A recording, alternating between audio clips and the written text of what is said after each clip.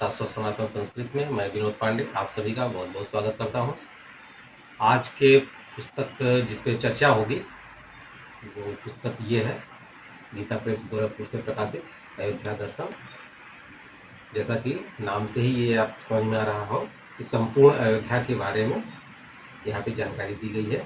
इसके पहले एक और पुस्तक अयोध्या महात्म के नाम से एक चलचित्र बन चुका है, आप जाके उसको देख सकते हैं और डिस्क्रिप्शन में उसका भी लिंक मैं दे दूंगा।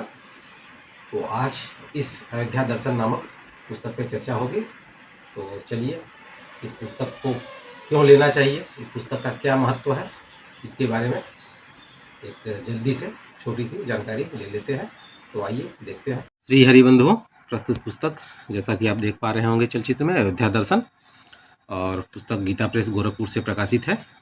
पुस्तक की जो कोड संख्या है वो 2270 और यहाँ पे आप देख सकते हैं कि श्री राम मंदिर का एक भव्य यहाँ पे चित्र दिया गया है और प्रभु श्री रामचंद्र जी का भी एक सुंदर सा चित्र दिया हुआ है। यहाँ पे गीता प्रेस गोरखपुर का एक लोगो है। इधर में कुछ नहीं लिखा गया है, लेकिन यहाँ पे अगर अयोध्या दर्शन लिख दिया गया था तो ज़्यादा अच्छा है, क्योंकि जो पुस्तकें फिर रखते हैं तो पता नहीं चल पाता है कि कौन सी पुस्तक है ये। और ये गीता प्रेस गोरखपुर का जो कार्यालय है उसका एक चित्र दिया गया है। ये चित्र पहले नहीं आता था, लेकिन इस पुस्तक में दे दिया गया है। और यहाँ पे दिया गया है गीता प्रेस गोरखपुर ईश्वर प्रेम, सत्य, सदाचार, शांति और सद्भाव के प्रचार हेतु मानव सेवार्थ समर्पित संस्थान स्थापित। विक्रम संवत जो अभी चल रहा है ये 1980, लेकिन ये सन 1923 ईस्वी जब ये स्थापित किया गया था वो दिया गया है। पुस्तक काफ़ी अच्छा है, बहुत ज़्यादा मोटा नहीं है। पुस्तक में अगर पेज की बात कर ली जाए तो कुल 128 पेज की ये पुस्तक है और कागज़ के क्वालिटी और छपाई तो उत्तम रहता ही है, उसके बारे में क्या बात किया जाए बार बार। तो अच्छा पुस्तक है ये। तो चलिए इस पुस्तक के महत्व के बारे में जान लेते हैं, और अगर आप इस पुस्तक के लेने की सोच रहे हैं तो क्यों लें इसको भी देख लीजिए। तो पहले ही पेज में यहाँ पे जन्मभूमि ममपुरी सुहावनी, अयोध्या की वीथियों में बालक भगवान श्री राम का एक सुंदर से चित्र है, और यहाँ पे रामचरितमानस के कुछ दोहे अंकित हैं। अब इनको अगर मैं पढ़ता हूँ तो लंबा हो जाएगा चलचित्र। फिर यहाँ पे अयोध्या के काली राम मंदिर में विक्रमाकालिंदित श्री राम पंचायतन, यानी ये जो मंदिर में जो विग्रह हैं ये जो राजा विक्रमादित्य हैं उनके समय के हैं, ऐसा माना जाता है। तो अयोध्या का प्राचीन श्री नागेश्वरनाथ मंदिर।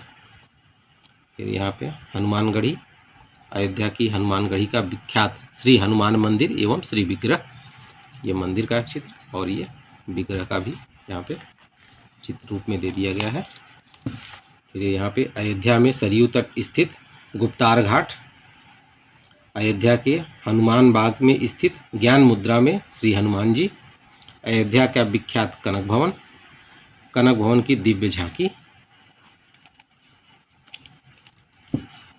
अयोध्या की वीथियों में रामलला की बाल क्रीड़ा। यहाँ पे देखिए सुंदर सा ये चित्र दिया गया है। एक चीज़ मुझे इस चित्र में अच्छा नहीं लगा, लेकिन मैं इस पर ज़्यादा नहीं, आप लोग समझदार हैं, इशारा ही काफ़ी है। जैसे कि आप यहाँ पे देख पा रहे होंगे श्री रामचंद्र प्रभु, उनके भाई लक्ष्मण जी, भरत जी, शत्रुघ्न, और यहाँ पे कुछ नगरवासी हैं। लेकिन यहाँ पे जो बच्चे हैं उनकी जो टोपी देख रहे होंगे, थोड़ा सा ये मुझे अच्छा नहीं लगा। जैसे यहाँ पे इस तरह से पगड़ी थी या जो टोपी है ये थोड़ा सा लंबे टाइप में होना चाहिए था, इस तरह का नहीं होना चाहिए था ये। तो आप समझ सकते हैं कि मेरा इशारा किधर है। चलिए आगे बढ़ते हैं। श्री राम लक्ष्मण द्वारा अयोध्या की दीपावली का दर्शन, ये बहुत ही सुंदर विग्रह है। फिर यहाँ पे अयोध्या में मर्यादा पुरुषोत्तम भगवान श्री राम का राज तिलक, यहाँ पे राज तिलक हो रहा है। यहाँ पे देख सकते हैं कि जामुन जी, सुग्रीव जी, हनुमान जी, भरत जी आदि का चित्र है यहाँ पे। और फिर अब यहाँ से अयोध्या दर्शन, अयोध्या का सचित्र इतिहास, भौगोलिक स्थिति, पौराणिक आख्यान, सांस्कृतिक विवरण, पर्वोत्सव, यातायात एवं ठहरने के स्थान इत्यादि का सागर गर्भित परिचय। अब यहाँ से इस पुस्तक का मुख्य पाठ शुरू होता है। पुस्तक के मूल्य की बात की जाए तो पुस्तक 25 रुपये में ये आती है और संवत 2080 चतुर्थ पुनर्मुद्रण है और अभी तक का जो कुल मुद्रण है वो 45,000 हो चुका है। तो पुस्तक के अंदर क्या क्या है उसके पहले चलिए एक निवेदन में देख लिया जाए क्या निवेदन किया गया है। तो निवेदन में लिखते हैं, सबसे पहले एक श्लोक है, अयोध्या मथुरा माया काशी कांची हवेनंतिका पुरी द्वारावती चैव सप्तयता मोक्षदायिका। तो उपयुक्त 7 पुरियाँ मोक्षदायिका इसलिए कही गई हैं कि इनमें मृत्यु होने से प्राणी मात्र की मुक्ति निश्चित हो जाती है। 7 पुरियों में प्रथम पुरी श्री अयोध्या जी की महिमा अपार है। मुक्तिदायिनी अयोध्यापुरी का अप्रतिम महात्म्य 8 ग्रंथों विशेषकर विभिन्न पुराणों में प्राप्त होता है। इनमें भी स्कंद पुराण के द्वितीय वैष्णव खंड का अयोध्या महात्म्य, रुद्र यामल तंत्र का अयोध्या खंड विशिष्ट है। इसके अतिरिक्त श्री वाल्मीकि रामायण, श्री रामचरितमानस के वर्णन भी उल्लेखनीय है।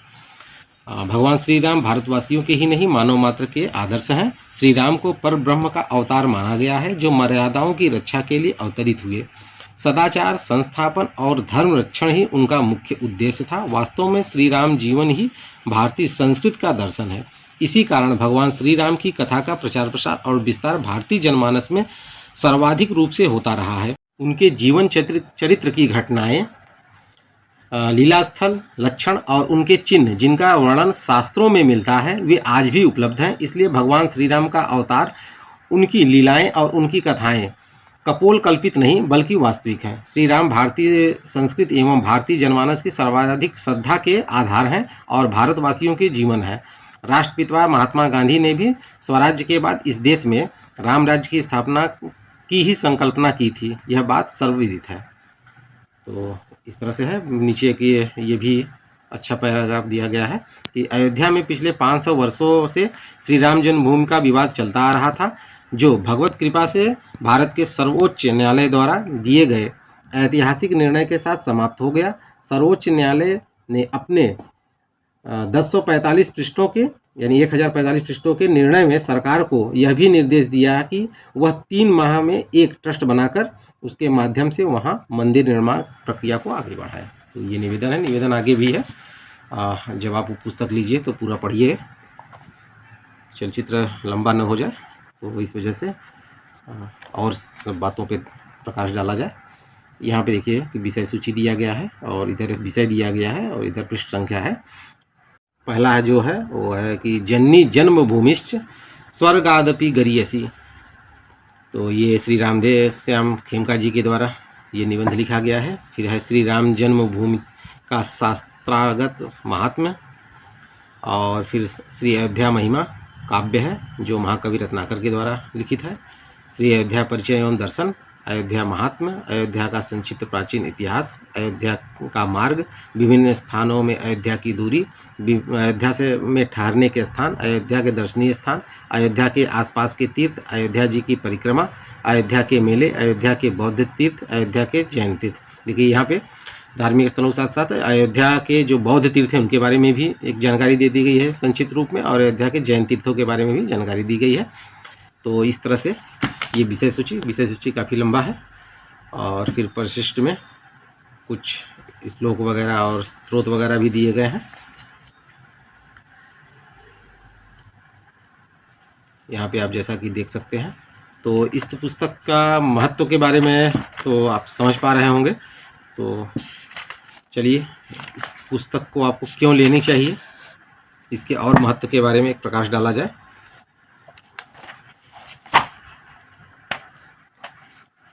पुस्तक काफ़ी महत्वपूर्ण है।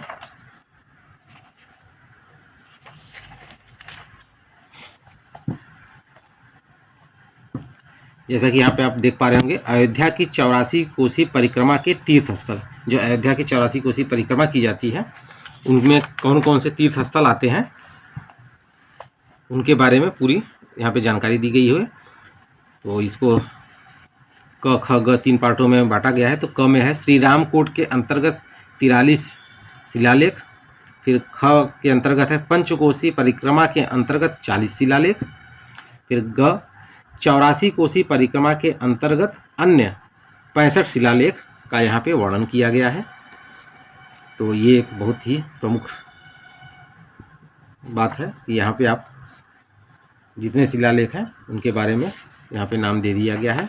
और यहाँ पे विशेष 3 शिला रहित तीर्थ स्थल जो वहाँ पे शिला नहीं लगे हैं, लेकिन ये 3 स्थल विशेष रूप से हैं। अष्टावक्र रामघाट, ये ग्राम अमदही में है। और जन्मदग्नि आश्रम ग्राम जमथा, सौनक मुनि आश्रम, ये 3 है। और बहुत ही महत्वपूर्ण चीज़ इसमें ये भी है, श्री राम जन्मभूमि अयोध्या का इतिहास डॉक्टर श्री राम अवतार जी के द्वारा ये दिया गया है कि क्या संक्षिप्त इतिहास रहा है अयोध्या का। यहाँ पे 2 पेजों में दिया गया है। यहाँ पे चूँकि पुस्तक जब ये छपा था तो मंदिर निर्माणाधीन था, तो इसलिए लिखा गया है श्री राम जन्मभूमि नवीन मंदिर निर्माणाधीन।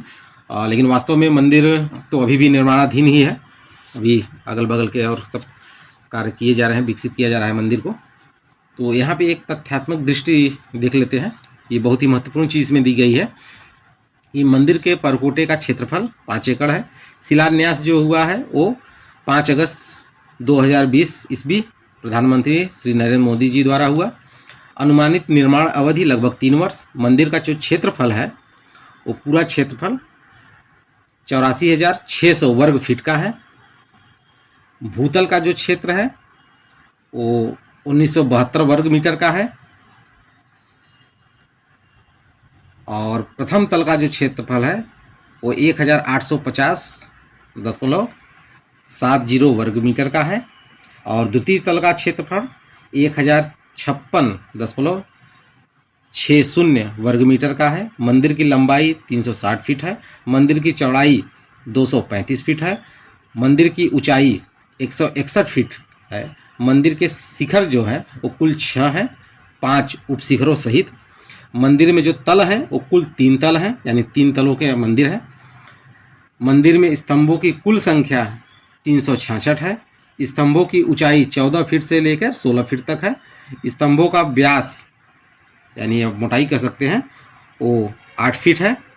प्रत्येक स्तंभ पर मूर्ति अंकन 16 यक्षणियाँ यानी 16 यक्षों की मूर्तियाँ और 16 यक्षणियों की मूर्ति प्रत्येक स्तंभ पे अंकित है। मंदिर में जो स्तंभ है वो किस प्रकार के पत्थरों का पूरे मंदिर में स्तंभ क्या पूरे मंदिर में जो पत्थरों का प्रयोग किया गया है वो लाल बलुआ पत्थर हैं। मंदिर में प्रयुक्त पत्थर की मात्रा कुल 3 लाख टन है। कुल अनुमानित निर्माण व्यय लगभग जो अभी इसमें दिया गया है वो 1100 करोड़ रुपए।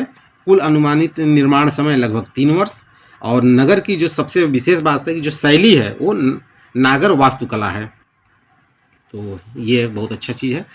और यहाँ पे देखिए अयोध्या फैसला कुछ अनकही बातें। तो जो है राम मंदिर पे जो फैसला आया था हाई कोर्ट का,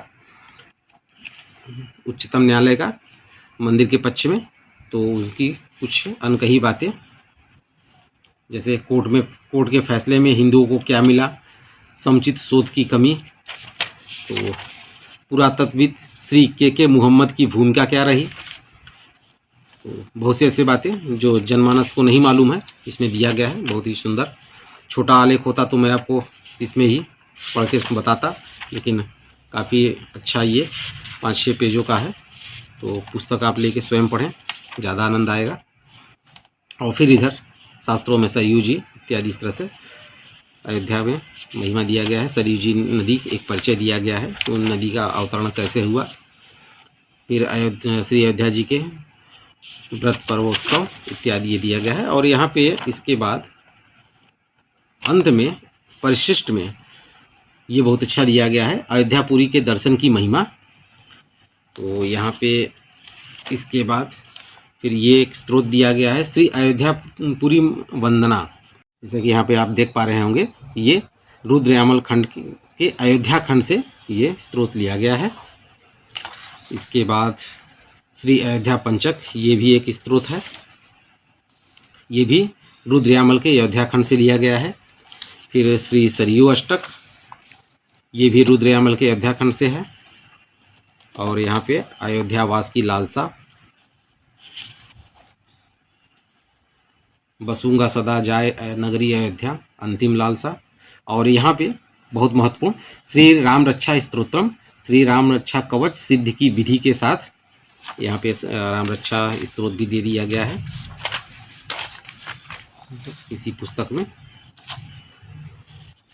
और एक लघु राम रक्षा स्तोत्र भी इसमें दिया गया है, जो कि पद्म पुराण के उत्तरखंड में ये स्तोत्र है।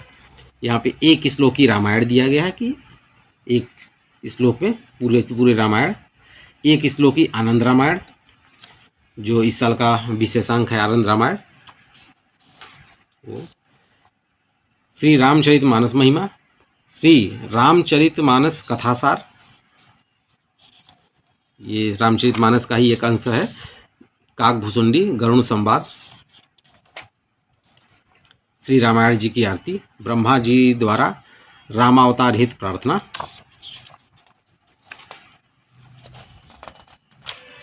श्री रामावतार स्तुति, श्री सीता अवतार स्तुति, श्री राम स्तुति, भगवान श्री राम जी की आरती, श्री जानकी जी की आरती, और यहाँ पे भगवान श्री सीताराम जी की एक छोटी सी आरती दे दी गई है। तो अब आप स्वयं निर्णय लें कि ये पुस्तक कितने महत्वपूर्ण है और आपको इसे लेना है या नहीं। तो मैं समझता हूँ कि अब मैंने अपनी तरफ से अपना काम कर दिया। अब आगे आप अपना सहयोग बनाएं, और डिस्क्रिप्शन में मैं पुस्तकों का लिंक दे देता हूँ कि जो आप गीता प्रेस का जो साइट होता है, आप डायरेक्ट वहाँ पे जाके इन पुस्तकों को देख सकते हैं, इन पुस्तकों के बारे में जानकारी ले सकते हैं, और चाहें तो पुस्तकें वहाँ से मंगवा भी सकते हैं। तो कृपया डिस्क्रिप्शन में एक बार देख लिया करिए। तो इसी के साथ इस चलचित्र को विराम देते हैं। अगले चलचित्र में एक नए पुस्तक के साथ फिर प्रस्तुत होऊंगा। तब तक के लिए आप सभी का बहुत बहुत धन्यवाद।